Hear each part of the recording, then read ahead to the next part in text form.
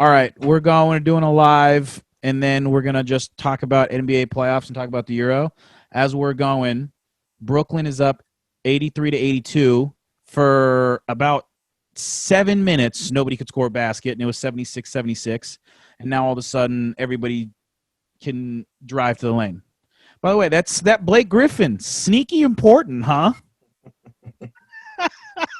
I knew this was gonna happen. I was like, okay, when is he gonna hit with this Blake Gordon shit or Blake Griffin shit? He's looked okay. He's honestly looked okay. I'm actually somewhat surprised. It's been all over Twitter. Everyone's just like, oh my god, he can play still. He just lied to the whole country because because his last dunk was in like December 2019, and like everyone is like, he can't dunk anymore. His knees are gone. He's a nobody. And then even in warm-ups, he can dunk, but it just looks sad. He gets up there, but it's just like if Steph Curry dunked, right? Like there's nothing. Yeah, he's a rim grazer now. And so it's good that he can play a little bit, but I'm not staying. I'm sticking with my opinion that he's not going to change their odds at all. He's a good serviceable player, but he is not going to sway whether they win a championship or not. That was my point originally a couple months ago. I think if that's your point, then I think you're correct. I think that was the original argument. Was the Nets are already fucking good. They're not going to be winning or losing a title based on Blake Griffin. Ooh. Oh my God. No one can make shit. It's 83-82 with 17 seconds left. The Bucks have been shooting an abysmal 19%. Ooh. Yeah, they've been terrible today in the second half. The first half they came out, sprinting. Drew Holiday is asking for an and one. Yeah, I think it's with 11 seconds left. Drew Holiday puts it 84-83. I think with the whole Blake Griffin thing, my whole point was like they were gonna win. I guess I guess maybe we're saying I don't know. My whole point was like he's gonna be really really helpful. So it's just overkill, because he's a smart basketball player who makes good decisions. Who in a year or 2 years prior, before all the injury or throughout the injuries, was still managing a third-team All-NBA, taking Detroit to the playoffs. I was just like, he just wasn't all based on athleticism. And so when everybody was talking about how his athleticism was gone, I was like, well, his game wasn't just solely predicated on athleticism. And I guess that was just my point. But I do think your point. I think the point. Could I say point anymore? I think I had once Harden went there, I had them winning it all. Like it didn't matter, Yeah, exactly. They were coming out of the East no matter what. Yeah. I mean, for a minute there, we thought Philadelphia was looking real good. No. Don't say we. No, they don't let me pretty good with Embiid throwing down an MVP season. Yeah, sure, yeah, definitely. And James Harden hadn't been traded yet. Oh yeah. Philadelphia looked really good there for a minute. Seth Curry was draining. Ben Simmons didn't even look like he had to, extend his game beyond the arc. Still probably doesn't. Embiid looked like an MVP candidate. Everything was kind of working for Tobias Harris was, doing his thing. It kind of seemed to be working there for a little bit. Almost a turnover. Oh, Kyrie has the ball. Who is this big? Oh, no, that's not Kyrie. That's Brown. Why would he take it? That is what? What is going on? Oh, man. Oh, my God. The crowd they have is like 16,000. Oh, that man is going to get owned in the locker room. Oh, man, Bruce Brown. Oh, my God. You are going to get absolutely destroyed in that locker room. Yeah, well, that's James Harden's fault. Blame James. Man, Bruce Brown drives to the basket when he definitely has Kyrie Irving. You wanted to know who took the last shot? Everybody's like, hey, who's going to take the last shot? Kevin Durant, Kyrie Irving, or James Harden? Answer's clear. Bruce Brown. Bruce Brown went, fuck it. I'm going to take it. This is my team. He had it, too. Like, That's a horrible, horrible, horrible decision. That's just as bad as right here. Look, it's a bad. It's a bad outlet pass from Blake Griffin, or maybe he was trying to thread it. Look at everybody's like, what are you doing, Bruce? Oh, that Everyone wasn't a is bad. like ecstatic. Bruce just missed that. Kyrie gave it to him. I mean, he was. Oh, I don't know, man. I don't think you take that if you're Bruce Brown. I mean, the clock was at what? How? What? 5, 6? Blake's hurt again. He's I on the mean, it's ground. tough. Watch out for his knees. It's tough. I think Brooke Lopez is so big. You're 6'2". You look. I mean, I don't think it was you're ahead of me. I don't think it was I watching the replay. I don't think it was a horrible decision. I just think it was where are you, dude? Figure it the fuck out. That's a bench player move. Like he just doesn't have experience in the last 20 seconds or so. Yeah, Kevin Durant. You got to find Kevin Durant. That was just a bad sequence. They're shooting 19% from three, and I said, like, if they shoot 19% again, or if they shoot close to that, they're going to lose. But it just so happened that Brooklyn's shooting 25% today from three. So I mean, it's just been a bad game for both teams. I mean, regardless, I mean the Nets are, I think, still gonna win this game. They started off strong. The Bucks started off strong, and it looked like they were going to take this one, kind of, make it a series. And it's kind of working out for them now. It's a lot lower scoring than I thought it was going to be. That's for damn sure. Yeah, I'm sure. I would. Do you know the over under on this game? I don't. I mean, it was probably two. I mean, if the last two games for any inclination, it was. I mean, it was probably 220 to. I mean, there's no way it was under 209. So just because, like, the last game, Brooklyn put up 125 on their own. 233.5. 233, yeah. Like the under, smooth sailing. If you bet the under on this game, you've been smooth sailing. Oh my God, yeah. You were cheersing midway to the third. Yeah, you were good. The fucking Lakers put me in retirement. I'm canceled till. Oh, here we go, Kevin Durant. Oh, back a rim. Yeah, this is exactly what we want, right? Like, we want this to be a series and not be a complete blowout. So, yeah, I mean, I definitely do want that. I mean, Giannis ending up with 33, Middleton with 35.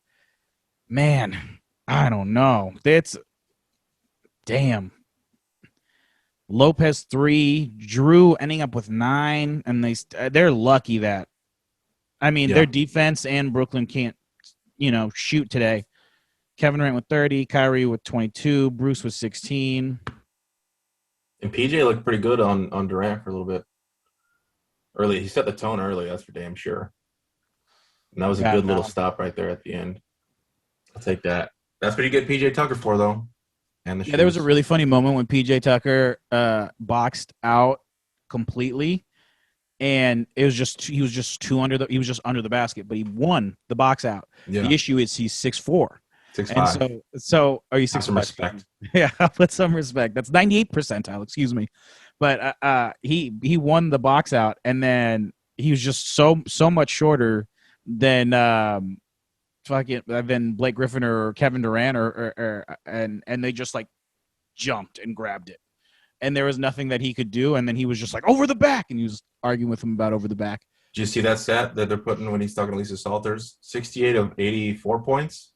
It's the highest percentage of duos ever put together in a playoff game. That's a problem.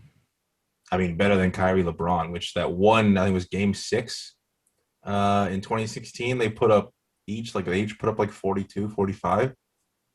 That's impressive that they did more than Kyrie and LeBron for that game, because that game was insane. Well, there was like a thing where Kawhi and Paul George were responsible for a decent portion of an offense, I think, last year against Mavs. But those dudes don't put up Paul George won't with Kawhi put up like 35, 40. They had before. Yeah, I can't remember a game where they've each put up like 35, 40. Usually it's one going. Usually it's Kawhi going off, and then usually I would say that's fair. I would say that's fair. Yeah, he's usually having like a nice little compliment game. I mean, Kawhi's averaging 32 points right now. But, he's cooking. Yeah, let's do This game, like we just did this game, so we should do Phoenix Denver.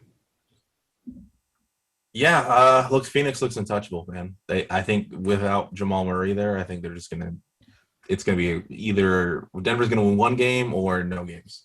That we agree, because that I said there's not a lot that the Nuggets can do if they don't have Jamal Murray, because Jamal Murray's shown us they can raise his game, and he can average 25 in a postseason, and then he's not. No one who's attacking these guards. No one's attacking Booker. Nobody. No one's attacking CP3. So then you're just like, there's nobody creating problems for them and making it tiring for them to worry about not scoring. So then they're just going to keep scoring, and then they're just too well balanced. The Suns are just too well balanced, and they shoot the three too well. And Booker's a dog. Like, if you don't run a train and you're the first person who gets to be a part of the train, and you're not a dog. Do you know what I mean? That's all I'm saying. Dude's a dog. And he's like half Mexican, apparently. So he's half Mexican? Apparently, I've heard somewhere that his mom was Mexican or is half Mexican or whatever. So he's probably a quarter Mexican, but I'll take it. Hey, a quarter works. I don't know what's wrong with being a quarter or something. Yeah. Hey, some of us are a quarter black and didn't get our day. That's not personal at all. No. First thing on Google. Not at Devin all. Booker Mexican? Is he? His grandfather was an immigrant from Nogales.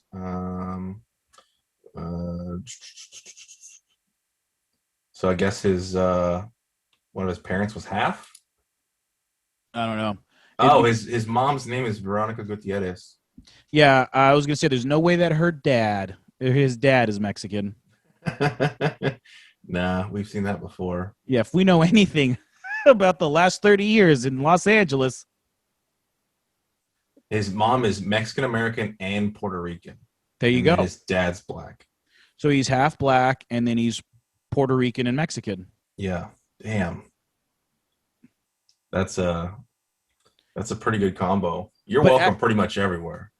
Yeah, no, you're good. But as it stands, it doesn't look like there's a team that can beat him, and that's okay. I just have to prepare myself psychologically for that, because I'm one of those guys.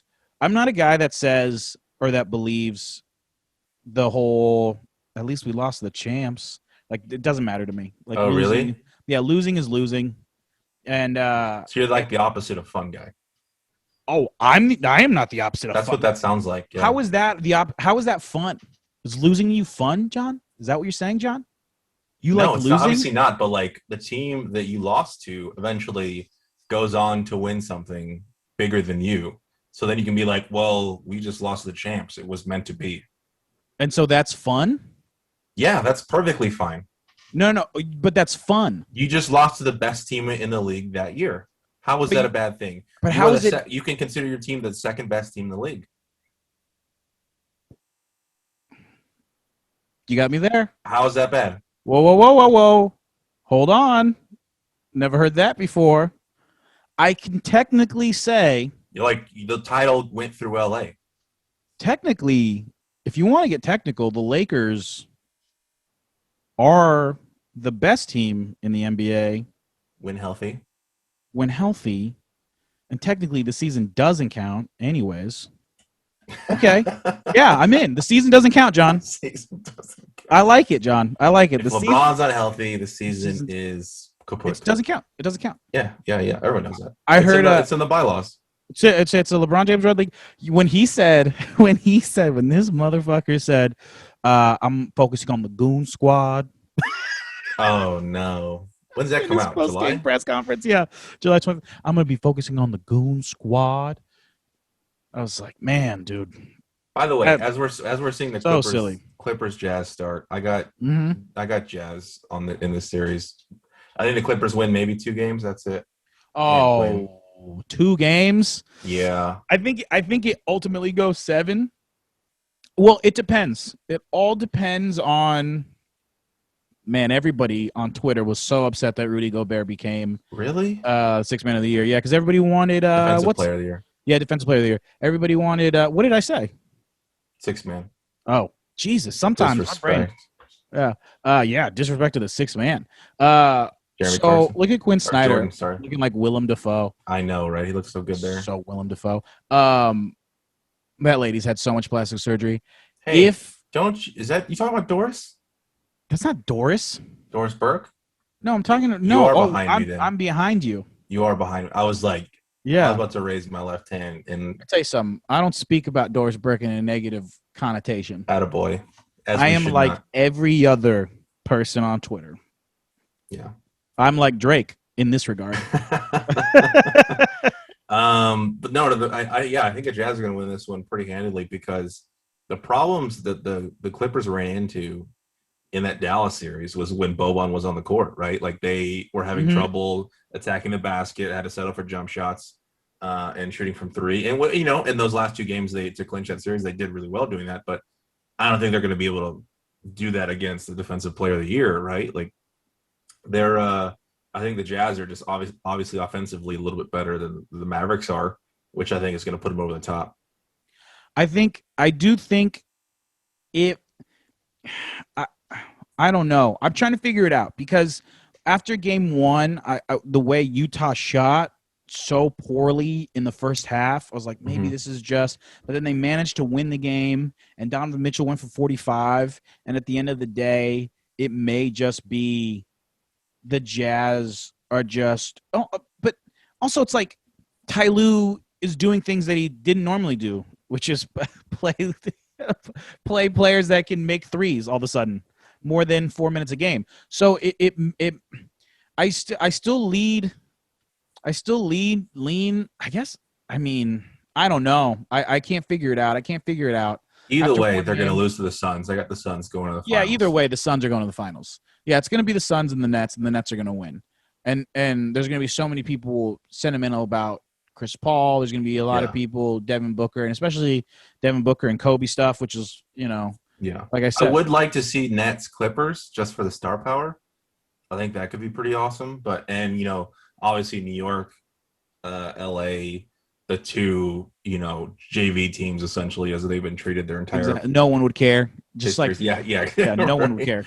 But I would like, if I don't think the Clippers are going to win the series, obviously, as I said it. But if they were to, I would want them to go to the finals just to see, Paul George, Kawhi Leonard versus Harden, Kyrie, and KD. And then I'd love to see Beverly on Kyrie and see what that looked like. By the way, I've been happy that I've been right about Donovan Mitchell for the last 4 years. That's just some. What's your stance on him? I don't remember. I was heavily in on Donovan Mitchell. Pause. I was a huge fan of Donovan Mitchell early on, and I was like, this dude's got. I was early though. I was like too early. I think his third year in the league, I was like dark horse for MVP. I was like too early.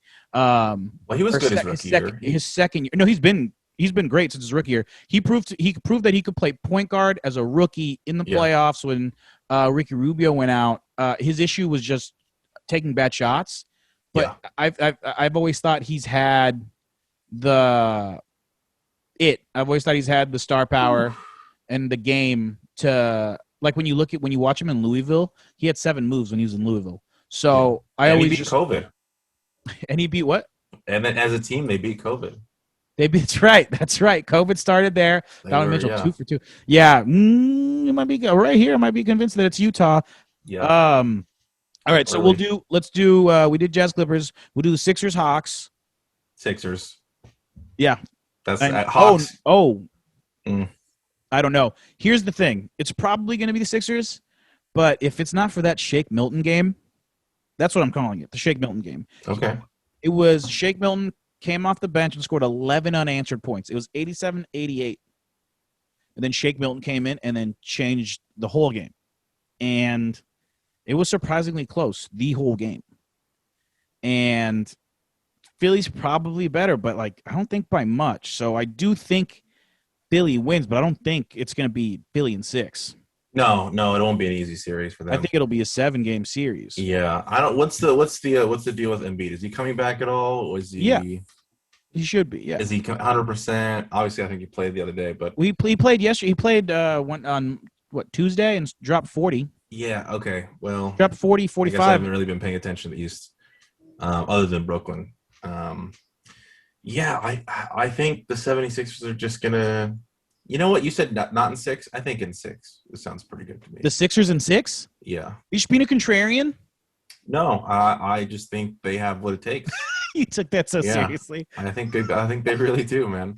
And I think the Hawks are still super young.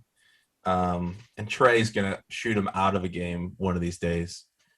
So Maybe. I mean, I think. I mean, obviously Philly's defense and affected Bogdanovich and made his life more difficult, and so he only had 13 points, and the Shake Milton game took away the momentum. Also, my buddy on Twitter, Mark Henry, he's his girlfriend when she's gone to a Philadelphia game because he's based in Philly. When his girlfriend's gone out to a game, they're 29-0, the Philly team. I saw that. Yeah, that's who it was. Okay, Yeah, I saw yeah, someone say that. I wasn't sure. yeah. That's kind of insane. It's insane. It's I like I couldn't believe it. Just a buddy I met through Twitter, and he so when his girlfriend he's like, hey, my girlfriend's going to this game. I've seen it when it was like 13-0. And he was like, we've never lost here. She's never lost. So I would bet Why this. isn't she buying season tickets? I don't know. They Yeah, should. they're pricey. Pricey. Overall, I know we got to touch on the Nets Bucks still, but No, we already did that. did we already do? Okay, Yeah. so overall, this playoffs has been kind of lackluster. It's been so lame. Yeah, in terms of like exciting things. Fucking lame, dude. There's It's either blowouts. all like the appealing guys are gone. LeBron's gone, Dame's gone, Luka's gone. Who else are we missing? We're missing a couple other guys, but the Knicks were fun for a little bit there. Westbrook's always crazy. The Heat, when they get on fire, they're fun. We're just missing like all like the personalities. Kawhi's boring. Paul George, you're gonna fail. We all know it. Giannis isn't really that exciting, unless he like Euro steps every possession. Which would be crazy. Yeah, Utah's kind of gravy. It's like, the Nets are probably, the Nets are probably the last exciting one. They're not even exciting though, because they blow everybody out. I just love Kevin Durant's game. I love his Twitter game might be better. His Twitter game. Did you hear about that rumor about him and Lana Rhodes? By the way, it's in my mind. It's all but confirmed. There is no other Libra on that. I watched the clip. Why don't you describe the whole thing for everyone who hasn't heard of it? So Lana Rhodes, adult film superstar, who was like Icarus, who flew very close to the sun, like a shining light, came in 9 months, left, became a superstar. She is the number one porn star in the game, and she's been retired, but she started a podcast, and it's called Three Girls One Mic or something like that. I don't really know. It's a playoff Two Girls One Cup. It's my idea. I think. But I was making fun of Rudy Gobert's mom. Why? When I said, hey, that lady's definitely had work done. Oh, that was Rudy Gobert's mom. Cried to when he didn't make the All-Star team a couple years ago. Wow. How dare you? I didn't continue know with the story though. This is a good black. Continue with the story. Yeah, I will. So yeah, she went on her podcast. She said that she went on a date with the Nets player, and he brought a backup date and said that it was a Libra. And then in the thing she said, and I told myself I was going to stop dating Libras. And then when you look at the roster on the Nets, it tells you all their date of births. There's only one Libra on the team, and it's Kevin Durant, who, if you know anything about Kevin Durant, there's no doubt in my mind you wouldn't think that he would bring a backup date, because that seems like a Kevin Durant thing to do, because Kevin Durant is straight to the point. He just wanted to fuck, and Lana Rhodes did not. And what if it was James Harden? Like, I know she said Libra, but still. Because James Harden, I think James Harden is not I want it to be James Harden. You want to be James Harden? I wanted it to be James Harden. Yeah, I don't think he's angry enough to bring. I think like if you bring a backup date, that's like James Harden wouldn't do that. No, he would just go to a strip club. Yeah, he would just go to a strip club. That's a Kevin Durant move. Yeah, so what's how did this play out? Like, did she say exactly how the other girl was there, or was she just there the Yeah. whole time? She said he mentioned like hey, because it was basically they were in a box suite and they watched the game. They met in Miami and during a Miami game. Then they went. Then a He was couple weeks. playing. Yeah, she got flown out to a Miami game, Okay. and then a couple weeks later, then they were at the Nets game, and then when they went out after the game, like it was her and her 6 friends, and then supposedly, allegedly, Kevin Durant, who then told her, "Hey, I brought a backup date." Like he told her, "Hey, this is a backup. I'm seeing this girl." I'm just like he was like, "Hey, I brought my like fuck buddy to the thing," and then they kicked it. And Hey, it's Miami, bro. Anything flies down there. well, no, it was in New York after the fact. Oh, okay, Yeah, maybe. I mean, it's still, New York, New York, New York. It's crazy out there. So that's what ended up happening, which is And like now she's pregnant. it's a hilarious. Now she's pregnant, but she says she didn't fuck him, which is a hilarious story. One, it'd be amazing if this kid ended up looking like LeBron James. It would be absolutely amazing. Well, it actually wouldn't be amazing because like Queen Savannah, she seems like a really like great mom and stuff. But if that kid ended up looking like LeBron James, it would be crazy. But yeah, now she's pregnant, and I don't know. Like I forgot my train of thought. I like this story is. Oh, I remember now. Kevin Durant didn't say it wasn't true. And when Jay Williams said, "Hey, I ran into Kevin Durant," and I said to him, and he said to me, "Don't compare me to Giannis," Kevin Durant called him out, and he was like, "Don't fucking say that shit about me. That shit didn't happen." Yeah, he's pretty active on social media, obviously Twitter, so he responds to just about anything anyone says about him. Love it. And so for him not to respond to this was saying something, I think, Yeah, right? like, yeah. Is what you're so yeah, that was in the last week or so on Twitter. So if you don't have a Twitter account, sign up now. Yeah, Follow Twitter's us. the best app. And also Follow the us worst. because it's great. Twitter's the best and the worst because Twitter, like somebody. All right, like okay, I think the only reason I saw this is because I think you liked it, but this is why Twitter's the best and the worst. Because you can see someone likes and like you're not even following a specific person. Yeah, this will lead you to that tweet or whatever. Yeah. So yeah, this dude, I love that. This dude, talking about chance. This is a perfect segue into the Euro, anyways. This dude was. I actually had one more thing. Oh yeah. About this playoffs overall as a whole. Like what we said, it's not that exciting. All the big guys are gone in terms of personality, except for KD now because he's dating a porn star, was or might not be having a kid with a porn star. Ex-porn star, my apologies. Yeah. Podcaster now, one of us. Podcaster, OnlyFans user. Content creator. Yeah, there you go, content creator. But no, I was reading this article the other day. I forgot what the website was. I'll have to look it up later and tweet it out. But they were talking about how all the teams left are all going through NBA title droughts.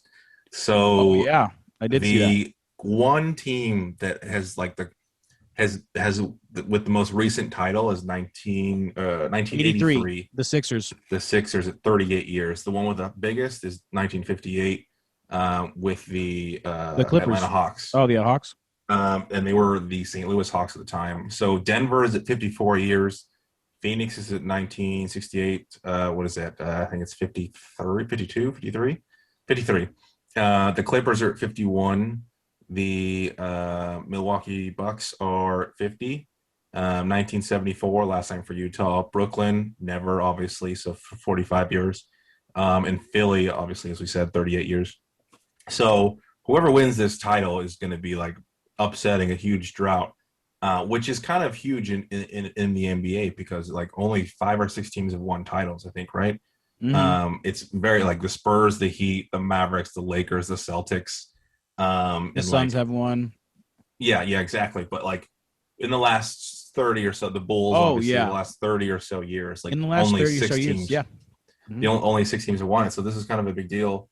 And as we were saying last week, with how quickly this season began after last. This is kind of the results of that.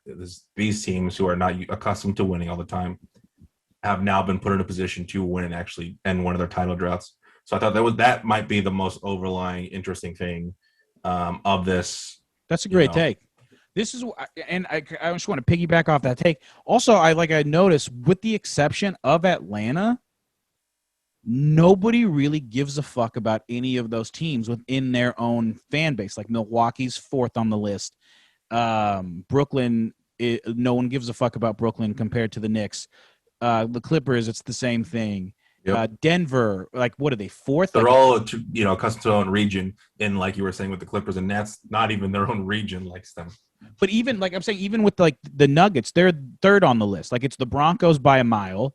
It's probably Boulder, or it's Broncos, Avalanche, Boulder, the Rockies. Do you know what I mean? Yeah. Like even like Milwaukee, it's Packers, Brewers, Packers, Badgers, Brewers. Yeah, Badgers for sure up there. Yeah. So it's like it's super interesting that, and I think it's really telling, with the exception of Atlanta, who's like a cursed sports city, who like the Atlanta is.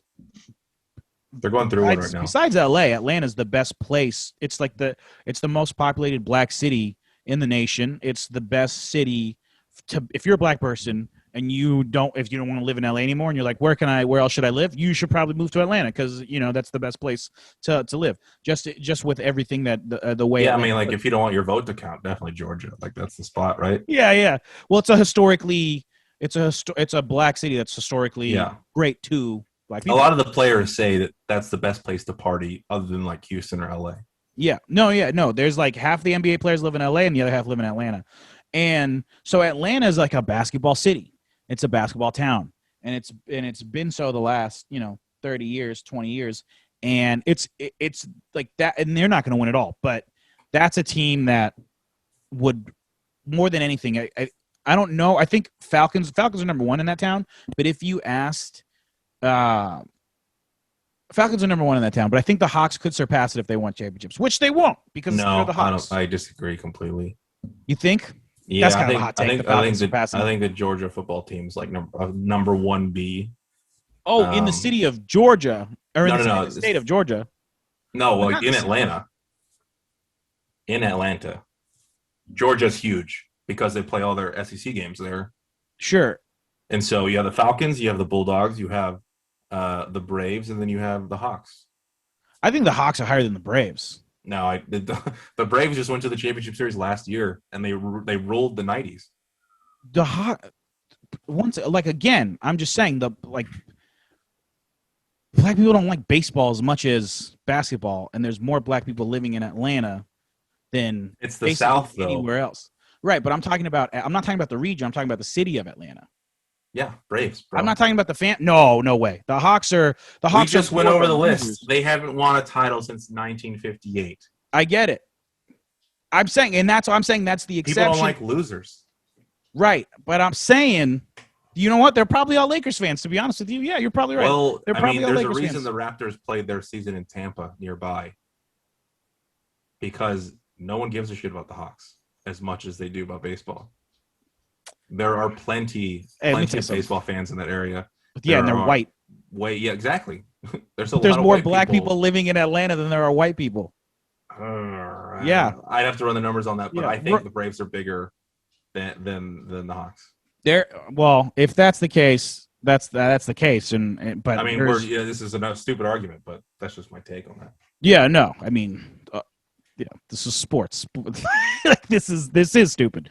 But okay, we'll do. I guess let's do. You want to switch over to the European side of things? Yeah, let's do Euro. People really care about. Yeah, let's go over that. The Euro tournament starts tomorrow. Euro Cup 2020, as it's going to be called. So don't judge them because they wanted to call it Euro Cup 2020, which I think is really fucking stupid, but they wanted to keep it as it was supposed to be the last year, so I guess it's Euro 2020. And tomorrow, noon Pacific, 3 Eastern, is the first game, Italy-Turkey. Now, correct me if I'm wrong, but there's no host city this year, right? Or is it Italy? No, it's all over. It's all over, right? Because of but COVID. but yes, correct. But yes and no, right? Because a lot of the games are in London at Wembley. The semifinals and the final are all at Wembley. So Oh, there's not a host city or country, but it's like, hey, we're just gonna throw this at in the soccer football's mecca in Europe, which is yeah. Wembley. Yes.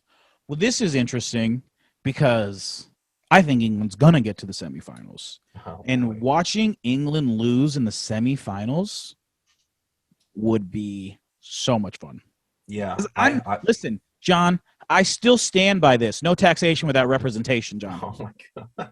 Okay, 1776. We saved you in World War II. You're not going to let us into the Euro. There's no way there's too many teams in Europe to like even think about the US getting in there. This isn't Conan Bowl where they're like, hey, we need an extra person to jump in. I know. It's just But I just full disclosure, me and Brian have a bet that I think England will lose in the round of 16. That's right. And you are thinking they're going to go obviously past that into the semis, but I think they're going to get to the semis. Yeah. I think they're going to falter way before then. But I just love their attack. So I spent this afternoon writing up the games, and let's do it. And so, because the formula for how they dictate round of 16 teams is kind of all over the place. So obviously they're going to do the first 1 and 2 of their group, right? Mm-hmm.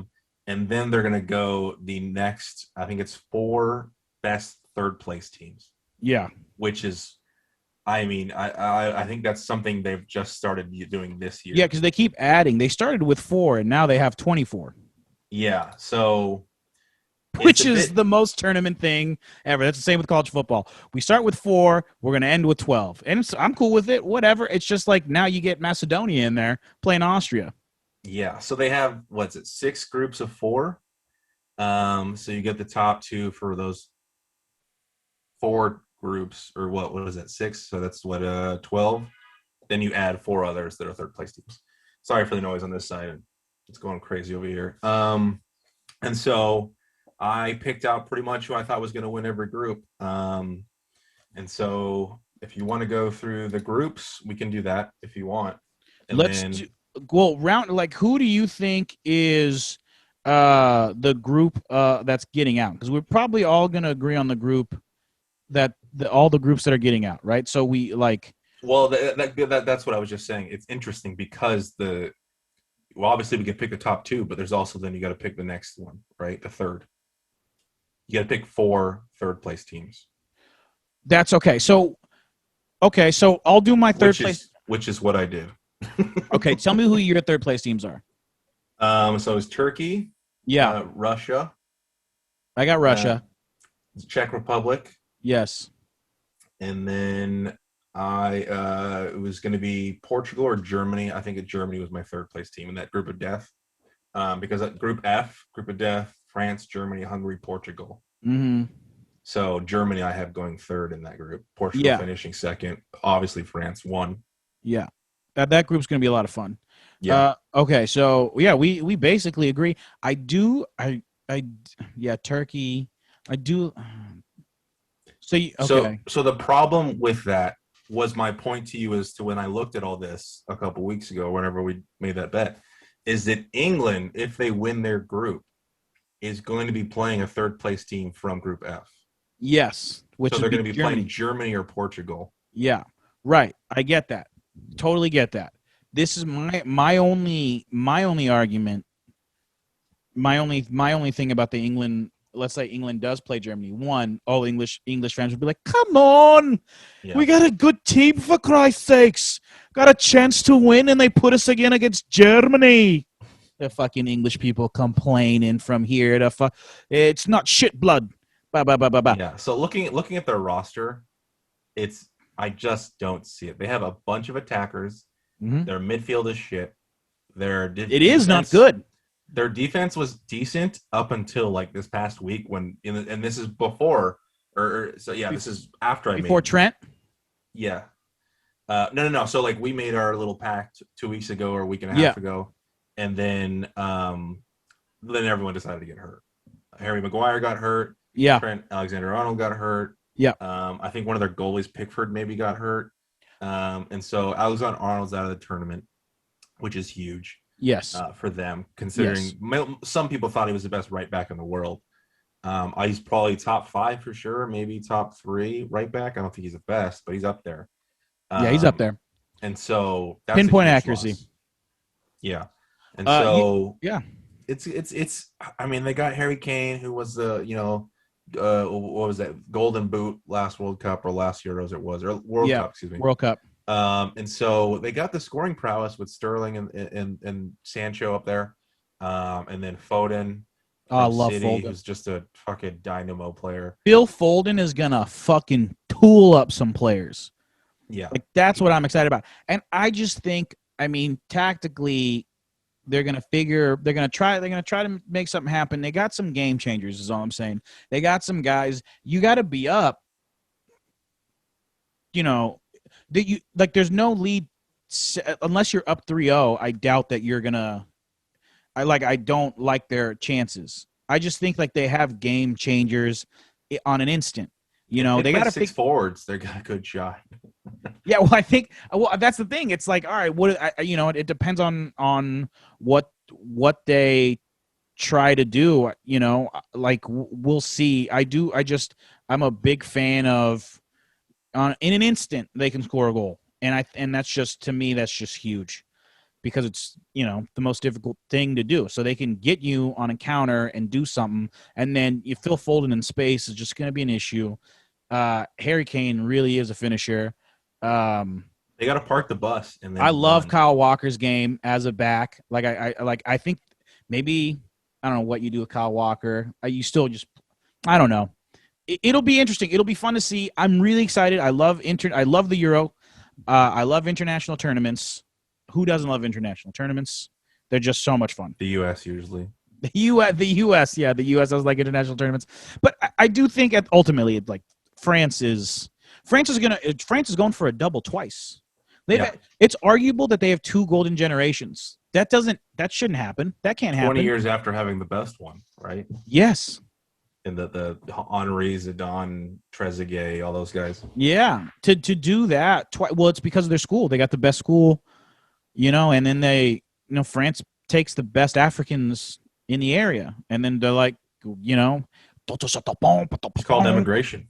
Yeah, come here, and then so in the quarters, I have France, Croatia playing, Italy, Belgium, Netherlands, Denmark, Spain, Portugal, and then out of that, in the semis, I have Belgium, France, Portugal, Netherlands, and then Portugal, France, a repeat of the title game.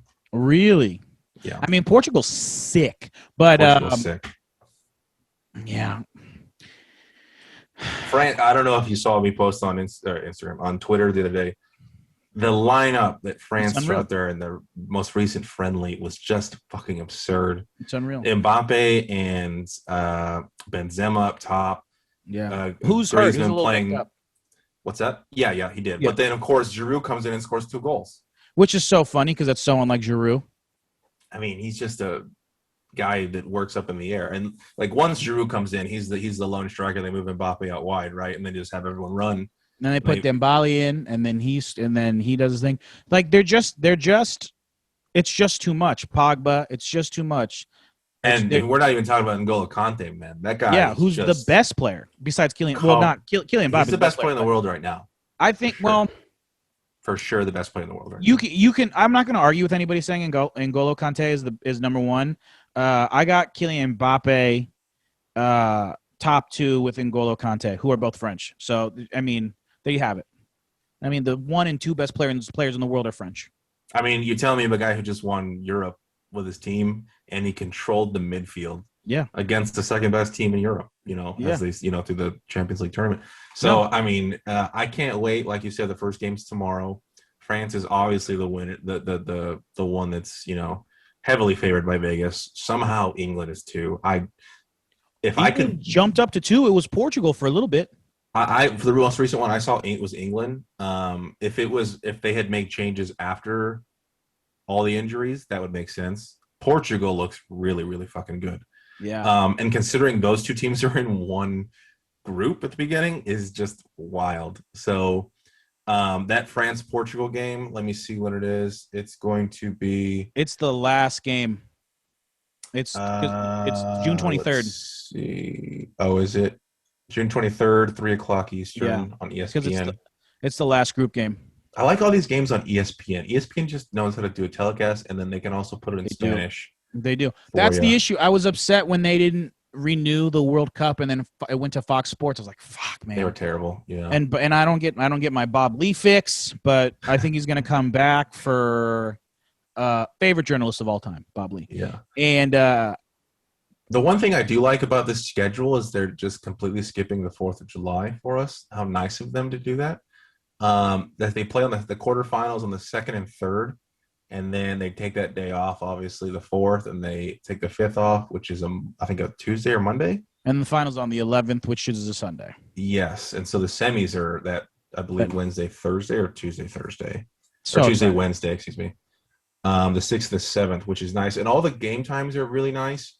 But obviously the group matches are at 6 a.m. West Coast, 9 o'clock West Coast a.m., and then noon West Coast. So adjust accordingly for that. East Coast, it's They're the luckiest people when it noon, comes to and soccer. 3. I'm so jealous So- of the East Coast people when it comes to soccer because But that's the only thing, right? Like that's the only thing. Yeah, the rest of the stuff is ours. Like we get all the cushy gigs when it comes to like finals games Yeah, and or just like Super Bowl times. But and I don't mind waking up and having a beer at 6 a.m. if that's what's my sport's asking of me. John, hold me to this because I had France winning the whole World Cup in 2018, Mm-hmm. Wise man. and all I did was look at the roster and I went, yeah, France is going to win the World Cup. And then after they played their 2 rounds of games, because it was kind of as the English like to say, a shite World Cup. Mm-hmm. There was some shite games happening. I changed it, and then I went back to France eventually. But I'm not going to do that this time. Okay, I'm not gonna because I'm gonna look at some of these teams. I'm gonna be like, I don't know, and then anything can happen. It's soccer. Yep. So I just don't think anybody's gonna beat France. It's just not. I don't think it's gonna happen. Yeah, it's going to take the full roster, right? Like the full 20-plus man roster that they're these teams are going to employ. I think it's 26.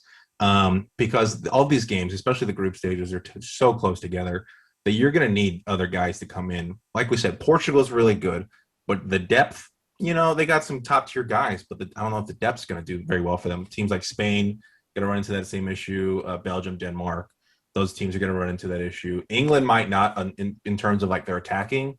Midfield defense is going to be a little odd. Their goalkeeper, they can kind of interchange because they're all kind of somewhat the same level. But France, man, you look at France and it's like, holy fuck, they could field 2 teams of 9 or, whoever, and just be lights out. Like, it's just insane. We were talking about all these guys, and it's just like Dembele, Kante, Pogba, Griezmann. They're just too good. Their backup striker scored 2 goals in Giroud. Benzema sets them apart. Mbappe, like you said, is one of the best in the world. It's just insane. It's just, and a huge issue is like you're not going to be able to control the pace of that game with Pogba and Kante. Yeah. Like they're going to be in the middle. You're going to have Yes. center attacking mid, Paul Pogba, and you're going to have just Kante playing center mid, Yeah. or you And then you have center Tolisso defensive mid. on the other side of the midfield, and it's the guy is the guy who dictates everything for Bayern Munich, one of the best teams in the world, and we're not even mentioning him. And like this isn't even going into the defense. You have Pavard coming back, who scored that difference-making goal out of the air in that final for the World Cup. You have Varane in the middle again, and then it's just insane. It's just, I mean, the only way you're going to beat, if you can, I mean, you're not going to do it through the middle, and so you got to have some solid ass wings, and I mean, watch them lose their first 2 games of this tournament, but that's what happens in international. They lose the first 2 games, and you find out Giroud or Mbappe was trying to fuck Giroud's chick, because that's what they all do. They all fuck each other's chicks for whatever reason. Europe, and then I was gonna say the one thing we should mention is that I don't think France is taking part in the hosting of any of these games. because I think they're going through a lot of the COVID issues still. Yeah. London is taking on a big kind of share of that. The first game, I think tomorrow is where it's In Italy, it's in Rome. is in Italy. It's in Rome. Okay, so and then round of 16, Amsterdam, London, Budapest, Seville, Copenhagen, Bucharest again, London. I think that's Glasgow. fun. I think they should do this more often. I love that actually. Just don't do it during a It's global the Euros. pandemic.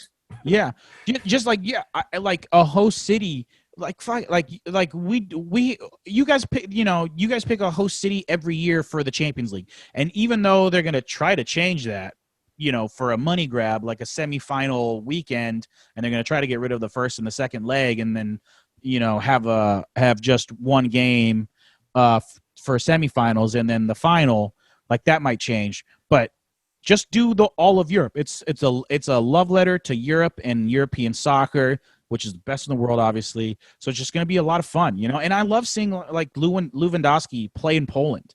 I love seeing Gareth Bale play for Wales. You know what I mean? It's just fun to see that every now and again, where you're like, oh, that's right, like and these guys don't all like. That's something you don't realize when you're a kid, or when I was watching it growing up. You don't realize that some of these guys don't know each other that well, or they're not that much they're not like the best of friends. Like when you look at Belgium, like, Courtois and Kevin De Bruyne, like, don't like each other, Yeah. and it's just like, they have to play on this team, and then they're going to go back, and De Bruyne's friends are in Manchester or wherever else they are. It's really interesting. It's an interesting dynamic. Do we have an update on his status, by the way? I do not know. De Bruyne? I'm sure he's going to eventually play. Yeah. I'm sure It he's might gonna be a while, but he'll come back. If I'm assuming Belgium, advances pretty far into this tournament, but yeah. With the facial another fractures, French-speaking country, John. Interesting. Yeah. Interesting. I guess they're kind of what would you say, like their current class of like really high end players. Yeah, they're in their golden generation. Yeah, well, it's like near the end of it, right? Because Lukaku really is Hazard, all those guys that are a bit late older. 20s. Vertonghen, Alderweireld, I think those guys are like 35, 34. That's the issue with the golden generation. That's the issue. What sucks, because it took Belgium forever to get to this point where they have 4 world-class soccer players. Yep. Like world class. Mm-hmm. And just because of the years of the way the World Cup works, you get 2 World Cups with these guys. Yeah. Like one with them in their prime, one Mm-hmm. when they were too young, and maybe one when they're just a little bit too old. And Yeah. it fucking sucks. That's what makes it special, I think. But No, for sure. No, I'm saying, like, as like a Belgium fan, you're like, yeah, we're too young here. Germany was lucky because they were still like, mm-hmm. Spain and Germany were in the right area where they were just young enough, and then when they got to the second one, it was a perfect time for their prime. Yeah. France is in that similar position, but they were not only, but they were young and they still won. Yeah, France is just a freak of nature. Yeah, I completely agree with everything you just said. But to change subjects there just for a little bit, with the way you're talking about how groups of players, high-end players for one nation kind of grow together, that made me remember Mexico-U.S. game that we just watched last week. And so I think that's what's exciting about the U.S. team that's coming up, right? All these guys are like 22 or younger, 23 or younger, and a World Cup just so happens to be coming up rather soon for this group. So next year, November 2022, they're going to be a bit young to really make a push, but they could get to the quarters, I would assume. I think it's quarters or bust for that group. Yeah. Semis, that's the goal, and then if the balls roll the right way, exactly, and we then can make a semifinal. And then in 6 years, when all these guys are like 27, 28, like right in their primes, I think that shit is going to be really exciting because the way they're building up now, the way they're getting everyone adjusted accordingly, the way they're establishing who's the captain with Pulisic and who's what roles they're going to be playing, and obviously these guys are going to grow together, and then you're going to have older guys come in, you're going to have younger guys come in to kind of fill in the gaps there. But I think it's a really exciting time to be a USA soccer fan because this generation is just like you said, coming in at the right time. And so I think this kind of relates to what Belgium felt like, 5 or 6 years ago, when all these guys were like, oh, we're the shit now, and we actually get to go play together, during the summers. And so I think that's what the USA is kind of going for. And on the other side of that spectrum, as I mentioned, Mexico, I think Mexico is now kind of leaving that generation. They had their generation, and so that's why I think you have the USA making some more noise in CONCACAF at least, and then maybe the rest of the world, as we will see in the World Cup next year. It's definitely gonna be interesting to see. It's an exciting time, and you know what? Like as dumb as this sounds, I tried to put a future bet down for not Qatar, but for the next one, and Yeah, I yeah. was trying, and it just wasn't available. I honestly, I think that World Cup's going to be in the U.S., right? Yeah, it's gonna That's be. the L.A. one, I think. Yeah, yeah, you're right. And so I remember it was like, I think it was sometime in the last year, in 2020. Last year I was like, I got to put a future down on 26 or whatever the next World Cup is, because I was like, I think we got a shot. And finding those odds now, it's when you look at the talent, when you look at our guys, it's really exciting to be a USA Soccer fan. And if we win in America, we're gonna be, as funny as it's gonna sound, we're gonna be like like England won, they're only won 66 in England. Yeah. Countries win for the most part. Well, not for the most part, but countries can win when they host the tournament. France won in '98. Brazil didn't do that, but it is a thing that happens, and it's exciting when it does. Yeah. So to go to that point about the 2026 World Cup, that's the first one. It's going to be hosted by 3 countries. So Canada, Mexico, U.S. Oh, that's right. That's right. First time that's being done. Second time, or first time two or more since Japan, South Korea in 2002, which is you mentioned the one that Brazil had just won. And so that's some really exciting shit. Where is the final? I would assume it's going to be in LA. It has to. It's got to be where the Rams play, or SoFi. Yeah, Sochi. I don't think it's going to be big enough. Rose Bowl, I'm hoping. I hope the Rose Bowl. I would sell my legs to go to that final. I go to the Gold Cup final every year, or every time it comes around. You hosted, yeah.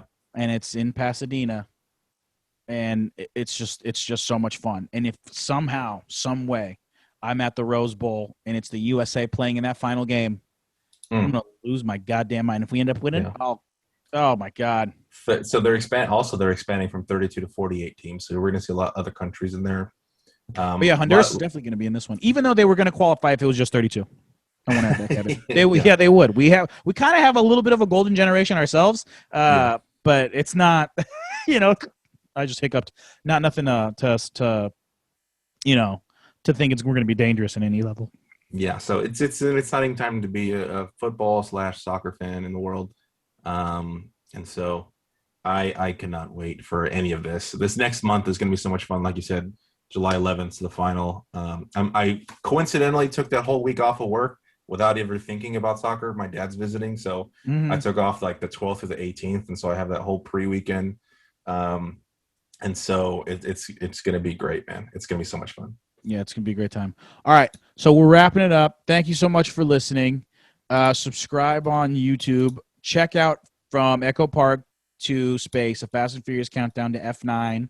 5 and 6 are going to be up there this weekend, and then 7. And then we're doing 8, and then we're going to do 9 and 10. And 10 is we're going to write a movie on Google Doc. Shout out to Google. And we're going to have people come on and pitch their ideas, and we're going to all put it together. And then, I'm going to mail it to Universal Studios, and then it's going to get thrown away. So super exciting. Never get past the mailroom. I won't even get past the mailroom. Follow us on TikTok at First Team Second String, and Instagram. And you can follow me at Brian_Alonzo. And, just appreciate everybody listening. Thank you. Anything else, John? Missing anything? Follow me at __Aviles, AVILES __. Again, I know it's a lot of underscores. I'm sorry. But I thought they were important. That's on Twitter. And then don't follow me on Instagram. It's just my dog. So, unless you like dogs. Yeah, unless you like dogs, then just go through my Twitter. There you go. All right, and hope you enjoyed the show.